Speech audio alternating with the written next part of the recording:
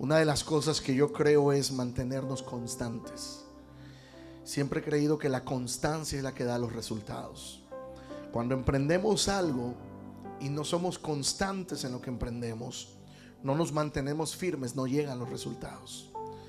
Los resultados llegan si nos mantenemos constantes. A lo mejor tardaremos 2 años, 3 años, 1 año, meses, pero sabemos que lo que puede tardar años, Dios lo hace en un día. Dios lo cumple de un día para otro. Y creemos en la fidelidad de Dios. Creemos en que este año es un año de expansión, pero es un año donde Dios se nos va revelando de una manera distinta. Entonces la gloria de Dios tiene que irse incrementando en nuestras vidas. Que Dios se nos vaya revelando de una manera distinta y de una manera progresiva o de una manera completa en nuestra vida. Pero tenemos que anhelar su presencia. Amén. Dice Isaías capítulo 53: ¿quién ha creído a nuestro anuncio? ¿Y sobre quién se ha manifestado el brazo de Jehová? Subirá cual renuevo delante de él, y como raíz de tierra seca. No hay parecer en él, ni hermosura le ven, ni hermosura. Le veremos, mas sin atractivo para que le deseemos. Despreciado y desechado entre los hombres, varón de dolores, experimentado en quebranto. Y como que escondimos de él el rostro, fue menospreciado y no lo estimamos. Ciertamente llevó él nuestras enfermedades y sufrió nuestros dolores. Y nosotros le tuvimos por azotado. Ciertamente llevó él nuestras enfermedades y sufrió nuestros dolores. Y nosotros le tuvimos por azotado, por herido de Dios y abatido. Mas él herido fue por nuestras rebeliones, molido por nuestros pecados. El castigo de nuestra paz fue sobre él, y por su llaga fuimos nosotros curados. Todos nosotros nos descarriamos como ovejas, cada cual se apartó por su camino, mas Jehová cargó en él el pecado de todos nosotros. Angustiado él y afligido, no abrió su boca. Como cordero fue llevado al matadero, y como oveja delante de sus trasquiladores, enmudeció y no abrió su boca. Por cárcel y por juicio fue quitado. Y su generación, ¿quién la contará? Porque fue cortado de la tierra de los vivientes, y por la rebelión de mi pueblo fue herido. Y se dispuso con los impíos su sepultura, mas con los ricos fue en su muerte. Aunque nunca hizo maldad, ni hubo engaño en su boca. Con todo eso, Jehová quiso quebrantarlo, sujetándolo a padecimiento. Cuando haya puesto su vida en expiación por el pecado, verá linaje, vivirá por largos días, y la voluntad de Jehová será en su mano prosperada. Mira lo que dice el 11: verá el fruto de la aflicción de su alma y quedará satisfecho. Por su conocimiento justificará a mi siervo justo a muchos, y llevará las iniquidades de ellos. Por tanto, yo le daré parte con los grandes, y con los fuertes repartirá despojo. Por cuanto derramó su vida hasta la muerte, y fue contado con los pecadores, habiendo él llevado el pecado de muchos y orado por los transgresores. Padre, te damos gracias. Hemos leído tu palabra, y ahora nuestra mente, nuestro corazón, nuestros oídos están atentos, Señor. Y te damos gracias en el nombre de Jesús. Amén y amén. Me llama la atención, tome su lugar un momento. Me llama la atención lo que dice Isaías. Isaías comienza a describir el sufrimiento de Jesús. Dice que él iba a ir a la cruz, pero como oveja que no se queja, fue llevada ahí. Y él dice que enmudeció. Él fue azotado, él fue molido por nuestros pecados. Dice la palabra que él llevó encima de él todas nuestras transgresiones, nuestros pecados. A él lo golpearon, lo azotaron por nuestros pecados. Y dice la Biblia en el verso 8: por cárcel y por juicio fue quitado, y su generación, ¿quién la contará? porque fue cortado de la tierra de los vivientes, y por la rebelión de mi pueblo fue herido. Y se dispuso con los impíos su sepultura, mas con los ricos fue en su muerte, aunque nunca hizo maldad, ni hubo engaño en su boca. Dice Isaías que aunque con los ricos fue su muerte, pero la tumba en la que fue sepultado Jesús no era una tumba que él había comprado. La historia nos enseña que el pueblo judío, por tradición, ellos con tiempo compraban la tumba donde ellos querían ser sepultados. Lo vemos desde el tiempo de José, desde el tiempo de Abraham, donde dice que ellos compraban un campo, compraban una propiedad, para que el día que murieran ahí fueran sepultados. Por eso cuando José en el tiempo de Egipto, después del tiempo que el pueblo estuvo esclavo, dice la palabra que cuando él ya estaba avanzado en días, él le pidió a su gente que le prometieran que cuando Dios sacara al pueblo de Israel de Egipto, no dejaran sus huesos en Egipto. Le dijo: lleven mis huesos con ustedes. José, antes de morir, sabía que Dios iba a libertar al pueblo de Israel. Por eso le dijo: cuando Dios los saque de este cautiverio, ustedes llevarán consigo mis huesos, no me dejarán aquí. Y dice la palabra que José fue sepultado junto a los restos de su padre. Y era la tradición que la gente comprara un terreno, preparara la tumba donde ellos iban a ser sepultados. Pero Jesús no tenía comprado ninguna tumba, porque él sabía que aunque fuera a morir, él iba a resucitar. ¿Para qué comprar una tumba? Si él sabía que aunque la comprara, sus huesos no iban a descansar ahí, sus restos no iban a descansar ahí, porque él iba a resucitar y iba a estar un día con el Padre intercediendo por ti y por mí. Pero él sabía, iglesia, que sí iba a morir, que sí iba a ser azotado, que sí iba a ser molido su cuerpo. Y el verso 10 me llama la atención, porque dice la palabra: con todo eso Jehová quiso quebrantarlo. Mira lo tremendo que se expresa aquí la palabra. Dios el Padre sabía que el Hijo iba a sufrir, y dice que aún con todo lo que sabía que su Hijo iba a sufrir, él quiso quebrantarlo. Es tremendo, ¿no? Que uno diga: hijo, yo sé que vas a sufrir, pero con todo eso me dan ganas de que sufras. Y es más, a pesar de que vas a sufrir, yo quiero que sufras. Dice la palabra que el Padre quiso quebrantarlo, sujetándolo ¿a qué? A padecimiento. Dice: cuando haya puesto su vida en expiación por el pecado. Mira, respetemos las comas. Cuando haya puesto su vida en expiación por el pecado, coma, verá linaje.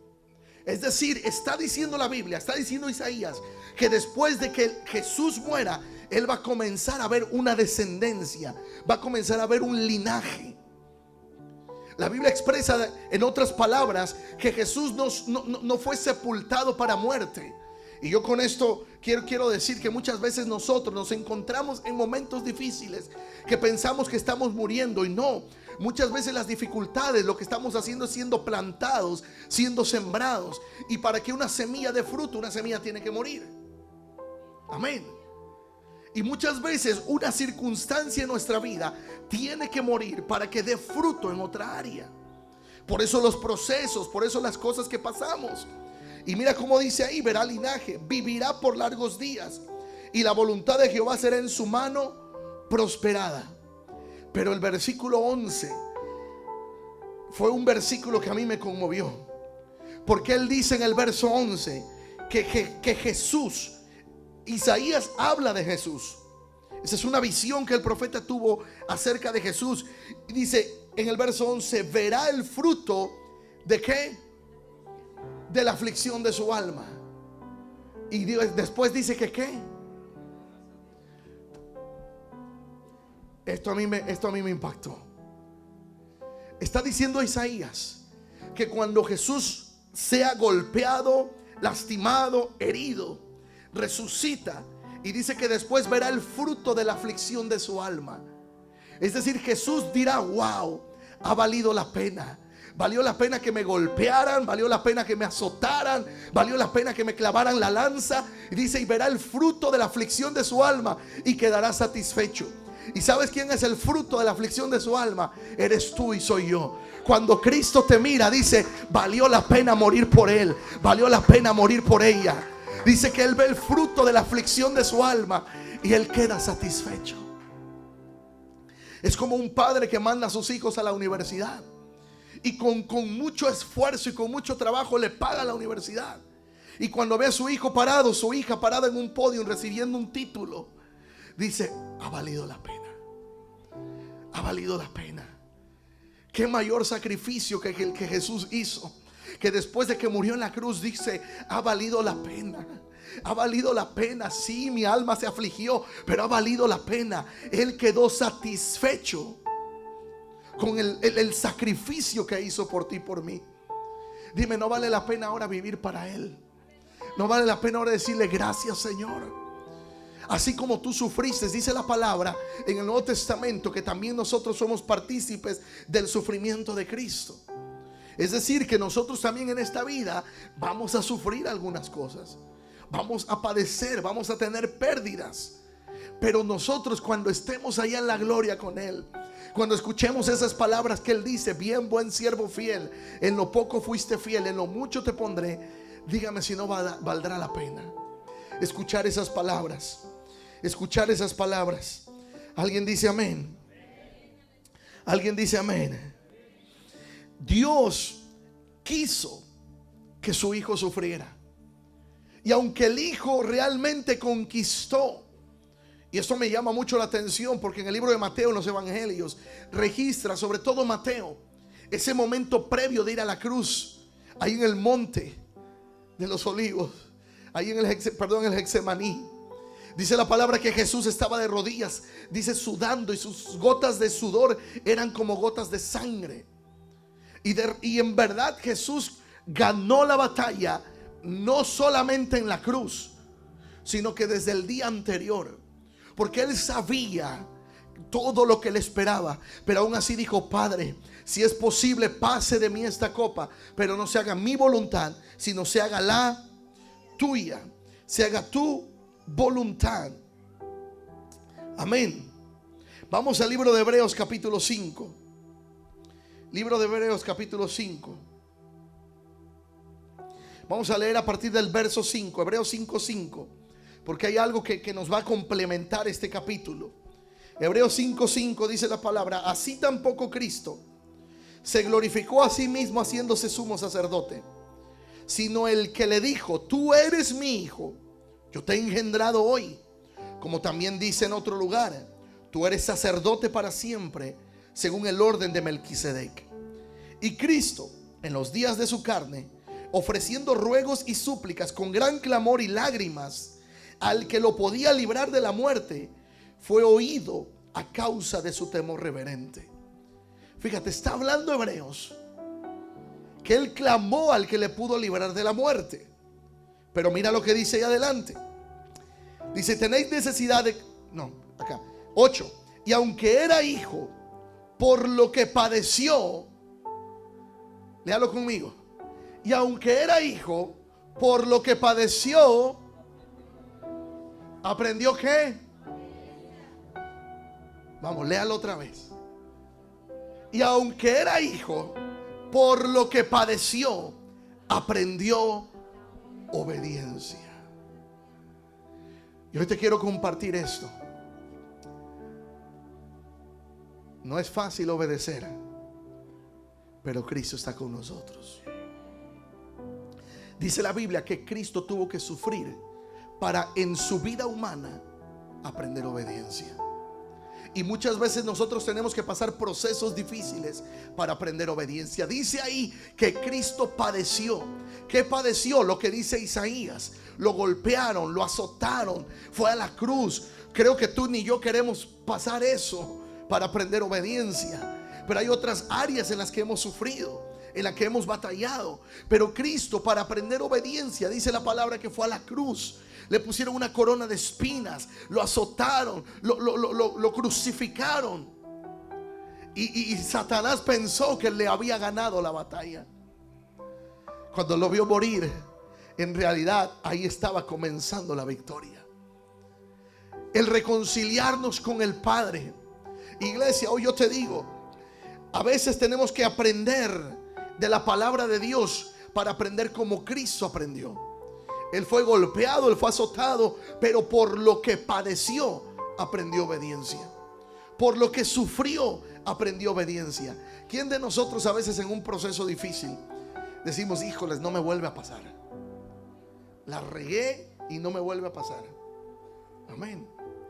Me equivoqué y no me vuelve a pasar. Pero hay quienes cantan como aquella cantante, no, tropecé de nuevo y con la misma piedra. Aleluya. ¿La han escuchado? No, tenemos que aprender obediencia por lo que pasamos, las dificultades, y decir, no, tengo que aprender de esto que estoy viviendo, corregir lo que tengo que corregir y aprender como Cristo aprendió. Cristo aprendió a través del padecimiento. Cristo aprendió a través del sufrimiento. Y muchas veces tú y yo vamos a aprender a través de las dificultades. Así que dile a alguien que está ahí cerquita de ti, lo que estás pasando es para que aprendas, cabezón. No le diga cabezón. Dígale, lo que estás viviendo es para que aprendas. Para que aprendamos, amén. Lo que estamos viviendo es para que aprendamos. Hay cosas que vivimos, pero en realidad es porque Dios quiere darnos más. Dice la palabra que cuando Cristo obedeció, vio el fruto de la aflicción, pero dice que también vio linaje. Entonces, cuando tú y yo aprendemos obediencia, vamos a ver el fruto de la obediencia a la palabra. Vamos a ver las bendiciones de las que nos habla Dios en su palabra. Y entonces vamos a disfrutar de las bendiciones de Dios. Amén. Cuando le decimos a nuestros hijos, si haces esto, lo otro, vas a tener un regalo o te voy a dar un dulce.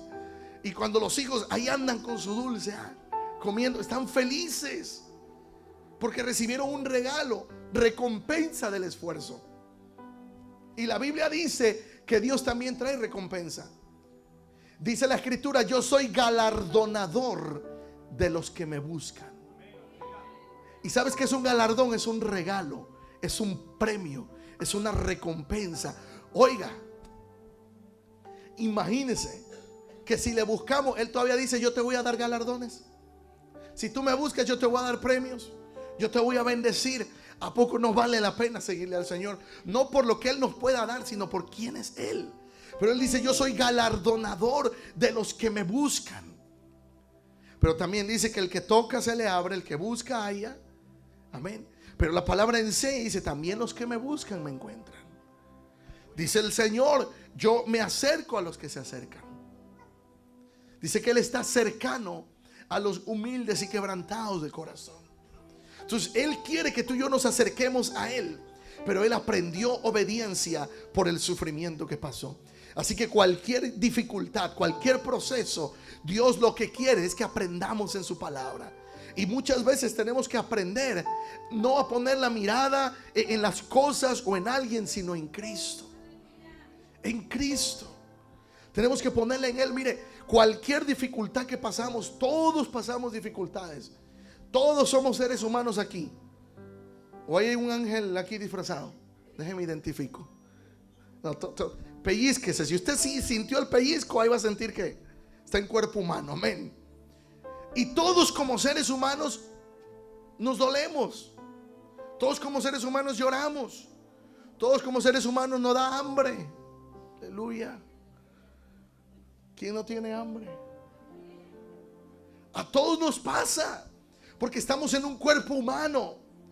Pero aún en ese cuerpo humano hay cosas que aprendemos de manera de cosas que nos afectan en el ámbito terrenal. Pero hay cosas que nos afectan también nuestra vida emocional y nuestra vida espiritual. Y debemos estar atentos a esas cosas que no solamente nos afectan en lo natural, sino en lo espiritual. Doy algunos ejemplos.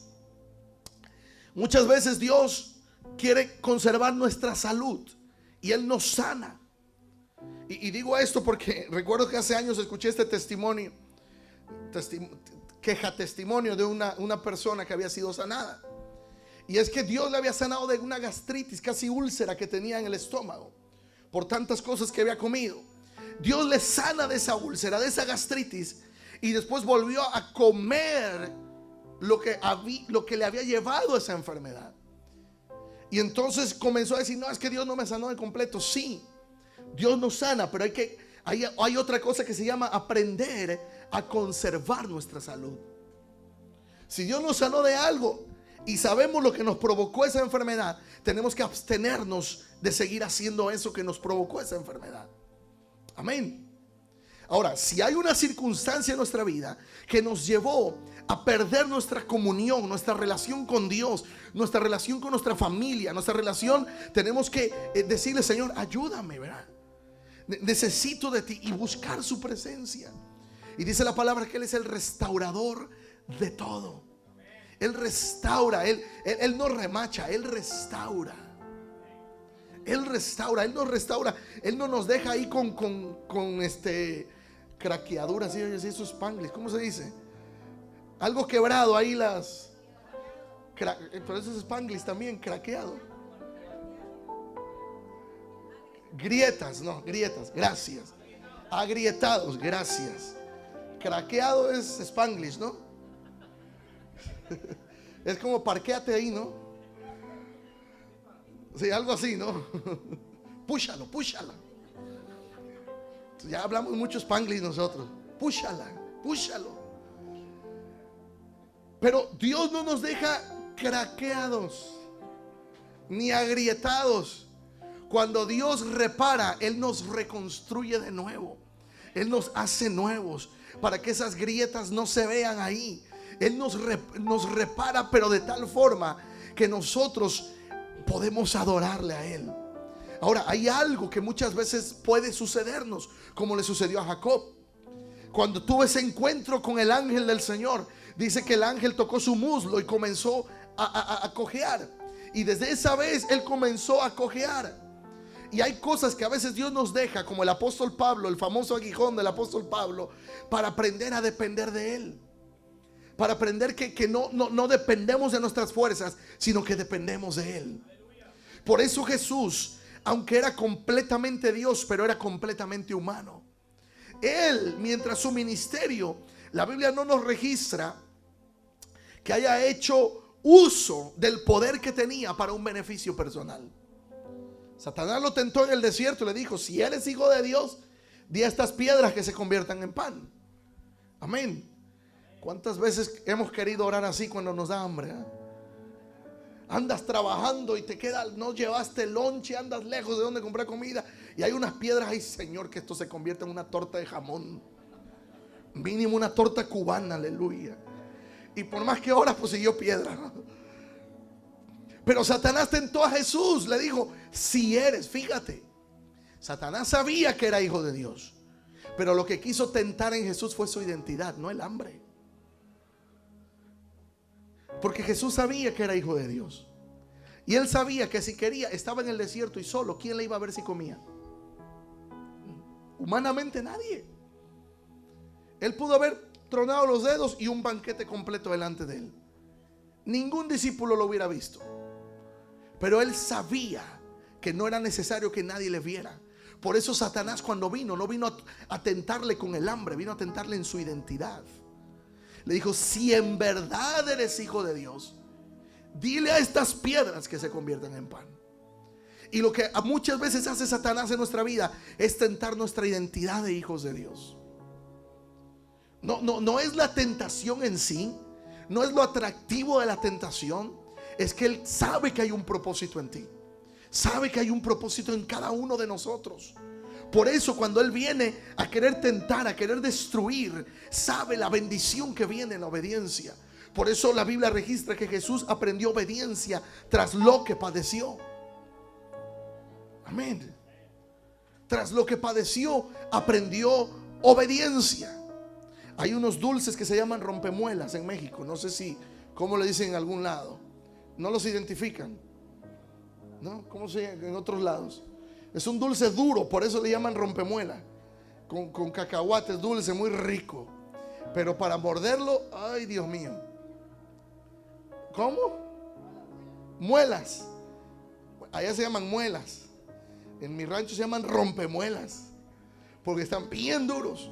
Si usted muerde un rompemuelas y se tronó un diente literalmente, de este lado, lo mordió, se le fue un diente. ¿Usted va a querer darle por el otro lado?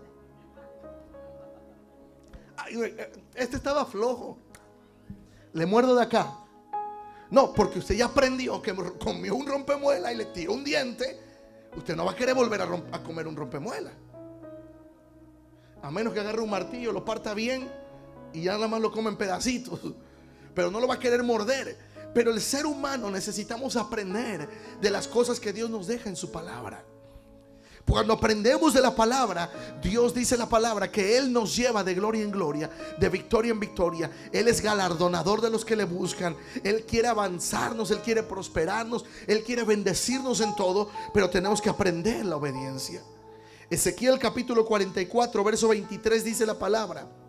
Ezequiel 44 23 dice: y enseñarán a mi pueblo a hacer diferencia entre lo santo y lo profano, y les enseñarán a discernir entre lo limpio y lo no limpio. O sea, tenemos que traer enseñanzas que nos ayuden a discernir entre lo que es bueno y lo que no es, entre lo que es malo y lo que no es. Hay cosas que yo sé que dependen mucho de cómo fuimos educados. Y muchas veces fuimos educados con mentirillas piadosas. ¿Se acuerdan cuando alguien pasaba a cobrarle a nuestra mamá? Los famosos cobradores. Si alguien lo vivió en su pueblo, todos nos fiaban. No, hombre, usted págueme como pueda. Vendían, pero a la hora de cobrar, todos los días estaban tomando la puerta. ¿Y qué decía la mamá? A los hijos: dile que no estoy. Y ahí nos mandaban a los chiquillos, ¿no? Dice mi mamá que no está. Y se nos salía de repente: dice mi mamá que no está. Pero lo que pasa es que luego nuestros padres nos regañaban porque mentíamos. No debe de decir mentiras. Y luego nos mandaban a decir al cobrador que no estaban. Por fin, pues ¿qué hacemos? O decimos o no decimos. Ay, no, pero esa es mentirilla piadosa. Entonces, y fuimos educados con mentirillas piadosas.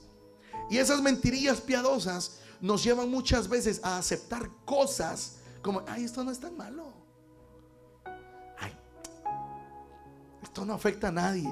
Y aceptamos cosas que sabemos que no le agradan a Dios, pero de repente las aceptamos como que no son tan malas. No pasa nada. Nadie me mira, nadie me ve. Y necesitamos aprender, porque lo que el enemigo quiere, lo vimos en el libro de Isaías, lo que el enemigo quiere no es afectar nada más nuestra vida. Dice la palabra que Jesús, después de lo que padeció, vio linaje. Amén. Lo que el enemigo quiere afectar no es solamente tu vida, quiere afectar tu linaje, tu descendencia. Él sabe que si nos cautiva, nos tiene en pecado, ese pecado va a afectar a nuestras generaciones. Hasta que se levante alguien como Josías en su tiempo, que dice que era un niño que vio hacia atrás y su padre había sido rey, hizo lo malo delante de Dios. Su abuelo hizo lo malo delante de Dios. Pero dice que Josías, siendo niño, determinó hacer lo correcto delante de Dios.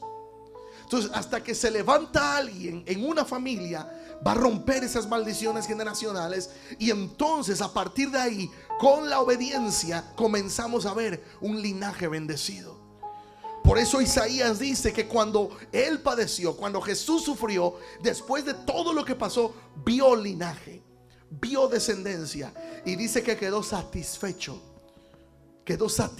con lo que él sufrió. No importó, pero vio que su linaje era un linaje bendecido. Y ese linaje bendecido somos tú y yo. Amén. Ese linaje bendecido somos tú y yo. Dije que ese linaje bendecido somos tú y yo. Por eso podemos levantar nuestras manos y decirle: yo tengo un Dios bueno. Mi Señor Jesús, que dio su vida. Él fue a la cruz, sí, pero quedó satisfecho con el resultado. Quedó satisfecho con el resultado. Amén. Hace tiempo comenté de una joven que terminó su universidad en Harvard, descendiente latina, y dice que cuando se fue a graduar, su fotografía de graduación ella quiso que se la hicieran en los campos de California, donde sus padres estaban trabajando. y fue una noticia a nivel nacional y mundial. Una joven graduada de Harvard yéndose a tomar la foto con sus padres, así sucios como andaban del trabajo porque cosechaban verduras en unos campos de California, y se tomó esa fotografía con sus papás. ¿Y sabes qué dijo ella? Sí, yo me estoy graduando de Harvard, pero este título no hubiera sido posible sin el esfuerzo de mis padres. Y esa fotografía le dio la vuelta al mundo, de esa joven graduada de Harvard con sus padres, ahí sus manos todas sucias, todos sudados del trabajo del día, pero ella reconoció el esfuerzo. Eso fue por parte de ella, pero que habrán sentido los padres diciendo: wow, ha valido la pena. Su padre con las manos, su mamá con las manos todas llagosas, todas llenas de callos por el trabajo, pero ver a su hija graduarse de una de las universidades más prestigiosas, no solo de Estados Unidos, sino del mundo, valió la pena. Valió la pena. Por eso usted, mamá, usted, papá, cuando se esfuerza, a lo mejor dice: bueno, este dinero me lo pude haber gastado en otra cosa, pero lo invierte en sus hijos y mira a sus hijos creciendo, obteniendo logros. Usted dice: vale la pena el esfuerzo. Ahora imagínese al Padre, imagínese al Señor Jesús después de que resucitó y vio por ahí a Pedro predicando, dando su primer sermón. Se convierte en 5,000, luego se convierte en 3,000. Se levanta un Pablo por ahí y comienza a predicar la palabra. Se levanta un Esteban, se levantan varios a predicar. La iglesia primitiva dice que hacían reuniones, participaban del alimento, aleluya. La iglesia primitiva dice que comían en las casas, todos juntos participaban del alimento. Amén. Es bíblico la comilona. Es bíblica. Jesús lo hacía, dice que reunía a su gente y comían. Cuando halló a Mateo ahí, lo llamó: Mateo, ¿dónde? Vamos a comer, te invito a cenar esta noche. Y Mateo: ¿y dónde? En tu casa. Cuando llama a Mateo, le dice: Mateo, te invito a cenar, sígueme. ¿Dónde, maestro? En tu casa, prepárala que ahí vamos a cenar. Jesús cenaba. Bueno, ya me estoy desviando con la comilona, pero es bíblica, aleluya, amén. Y Jesús lo que hace es que dice que Él aprendió a través del sufrimiento. Lo que el enemigo quiere, iglesia, no solamente es dañar nuestra vida, quiere dañar nuestra descendencia.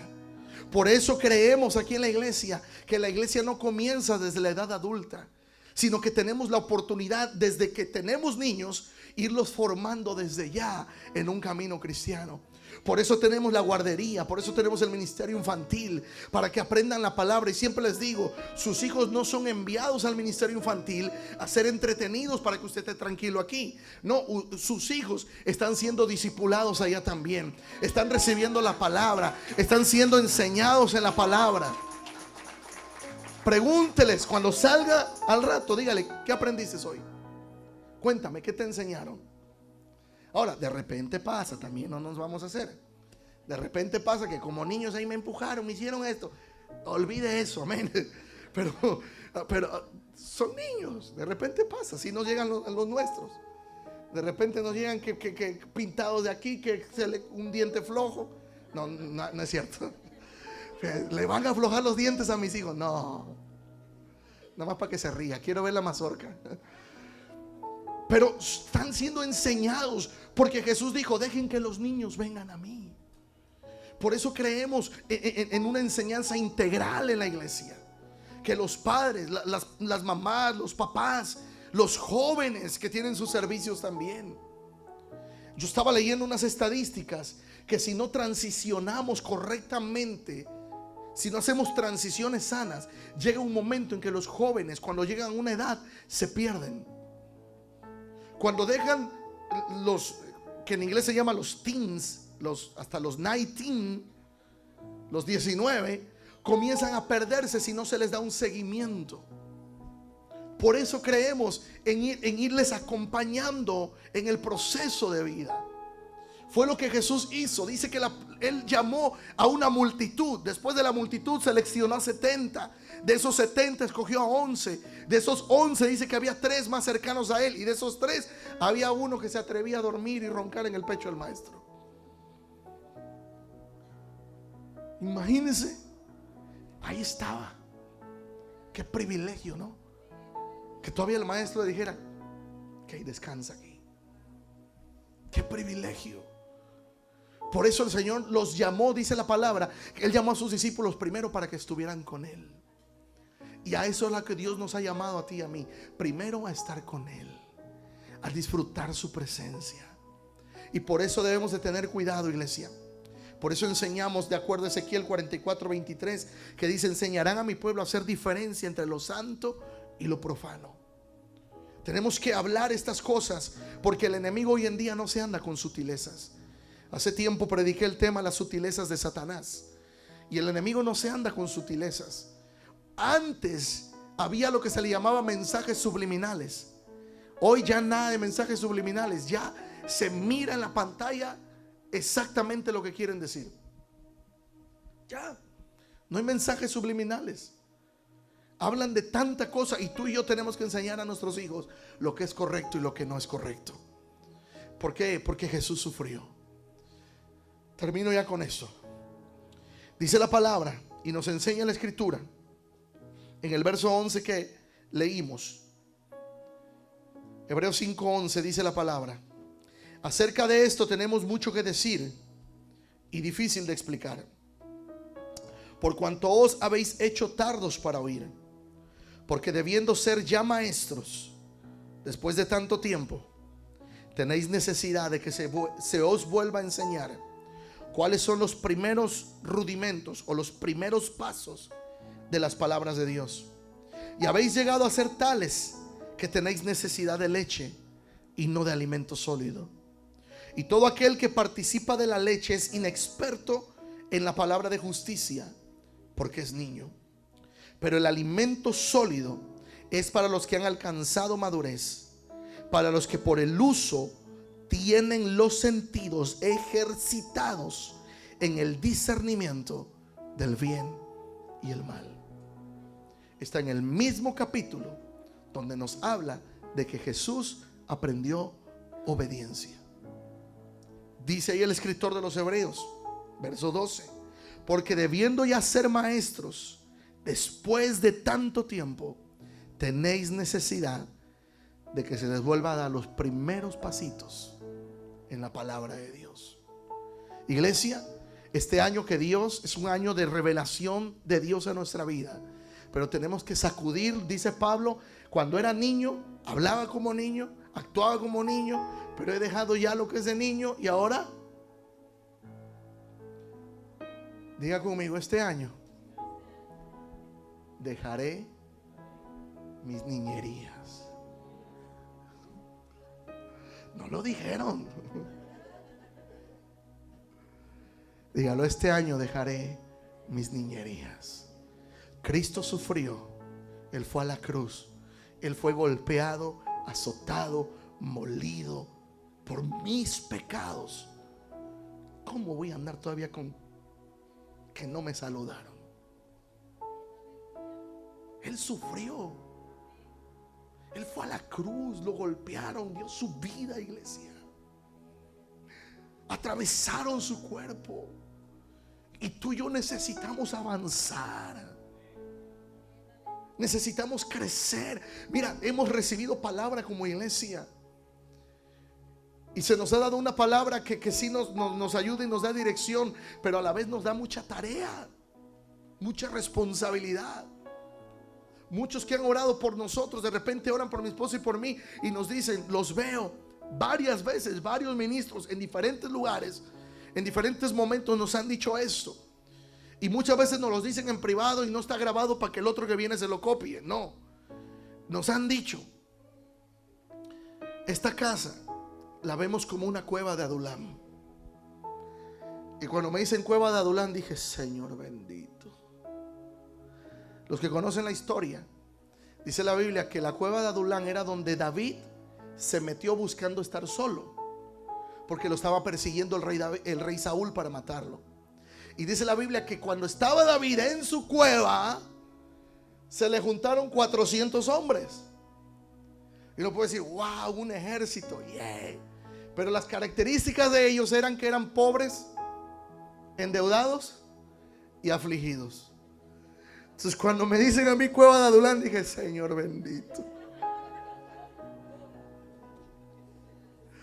Ay, Señor. Pero me llama la atención lo que sucede en la Cueva de Adulán, porque dice que ahí con David, después de ser los pobres, endeudados y afligidos, en esa cueva salieron transformados como los valientes de David. Y yo digo, ok, van a venir pobres, van a venir endeudados, van a venir afligidos, pero serán valientes, se levantarán de una manera, van a ser transformados por el poder de Dios. Yo este año creo en mi corazón que muchos van a plantar sus compañías. Ya deje de andar pensando que me paguen por hora, plante su compañía.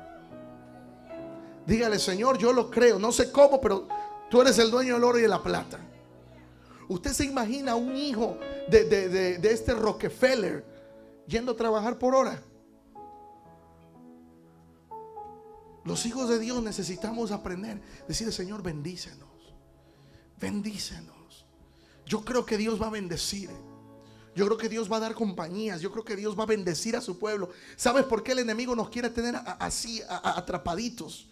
Porque él sabe que entre más cansados y agotados, menos queremos servir en la iglesia, menos podemos estar en la casa de Dios, menos podemos buscarle a Él. ¿Sabes por qué? Porque dependemos de nuestra circunstancia diaria. Pero cuando tú eres un hijo, una hija de Dios que le ha creído, le dice, Señor, yo no sé cómo, pero yo sé que tú me vas a bendecir. No sé cómo, pero yo sé que tú me vas a proveer. No sé cómo, pero yo sé que tú vas a levantar mi negocio. Tú me vas a prosperar, tú me vas a levantar. ¿Sabe lo que hace el Señor? Él quiere bendecirnos también, porque la obediencia de Cristo desató un linaje. ¿O a poco usted no quiere dejarle algo mejor a sus hijos? ¿O quiere que sus hijos crezcan, se gradúen para irse a meter a un trabajo donde lo tengan, no sé, por mucho tiempo? Usted quiere que su hijo avance. Y lo digo con todo respeto. Yo sé que todos hemos trabajado y trabajamos en diferentes lugares. Está bien. Yo no digo que no, eso está bien. Pero no te conformes a toda una vida allí. Créele al Señor. Créele al Señor. Dile, Señor, sí, yo estoy aquí, pero ayúdame. Y si te tienen en un lugar, sé el mejor empleado donde estás. Si te tienen una línea de producción, sé el jefe de la línea de producción. Tírale a la supervisión. Y si se puede, tírale a poder ser accionista. No sé, pero yo creo que Dios este año se va a revelar de una mejor manera a nosotros. Él se va a revelar de una mejor manera a nosotros. Vuelvo a retomar esto que dice el libro de Hebreos. El verso 11 dice, tenemos mucho que decir, pero es difícil de explicar. Verso 11, hay mucho que decir, pero difícil de explicar. Y la manera en que lo explica dice, hay quienes ya deben de ser maestros, pero prefieren la leche. Yo te invito a que este año le digas, Señor, úsame. Señor, si tienes algo para mí, dámelo. Yo quiero ser obediente a tu palabra. Yo quiero buscar tu presencia. Si tú sufriste, si tú fuiste a la cruz, si diste tu vida por ti, por mí, yo quiero servirte a ti. Yo quiero adorarte a ti. Yo quiero darte lo mejor a ti. Hay alguien aquí que quiera más del Señor. Hay alguien que diga, Señor, quizás yo soy un inexperto en muchas cosas, pero yo quiero que tú me ayudes, que tú me fortalezcas. Yo quiero que tú me levantes. Yo quiero que sea tu presencia guiándome. Varón que trabajas en una compañía o tienes una compañía, créele al Señor por más. Créele al Señor por más. Si tú eres bendecido, tu familia es bendecida. Que puedas tener un día para pasarlo en casa, para pasarlo con tu familia, para que tus hijos te disfruten como padre y no como proveedor nada más. Que puedas decirles, vamos a hacer algo. ¿Qué quieren hacer? Vamos a hacerlo. Que tus hijos puedan disfrutarte como padre. Que puedas estar en casa y disfrutar tu familia. Cristo, dice la palabra, que aprendió obediencia por lo que padeció. Y tú y yo tenemos que aprender a obedecer a su palabra a través de los procesos que hemos vivido, a través de las dificultades que hemos pasado. Padre, yo hoy oro, Señor, en esta tarde por este pueblo que está aquí, Señor, que quizás han estado atravesando dificultades. Señor, yo te pido que tu presencia nos levante, Señor. Que sea tu presencia fortaleciéndonos, Señor. Que sea tu presencia guiándonos, Señor. Padre, yo te pido, bendice a tu pueblo. Bendice a tu pueblo, Señor. Tú fuiste quebrantado, Señor.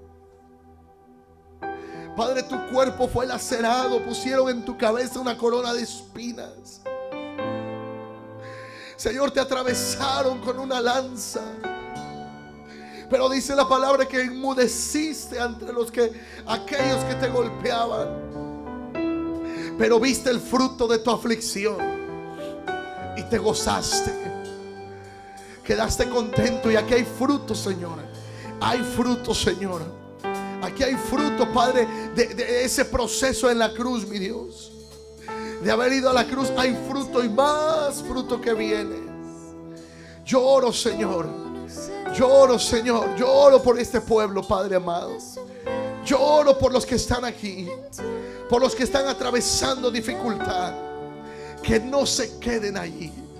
Que avancen, Señor. Que avancemos, Padre amado. Que podamos avanzar. Que podamos crecer, Señor, en tu palabra, buscando tu presencia.